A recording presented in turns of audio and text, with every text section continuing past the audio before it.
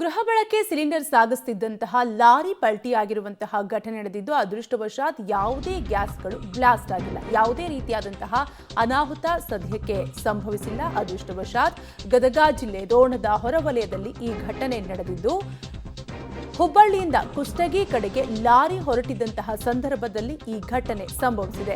ಓವರ್ಟೇಕ್ಗೆ ಮುಂದಾಗಿದ್ದಂತಹ ಸಂದರ್ಭದಲ್ಲಿ ಲಾರಿ ಪಲ್ಟಿಯಾಗಿದ್ದು ಅದೃಷ್ಟವಶಾತ್ ಯಾವುದೇ ಗ್ಯಾಸ್ ಬ್ಲಾಸ್ಟ್ ಆಗಿಲ್ಲ.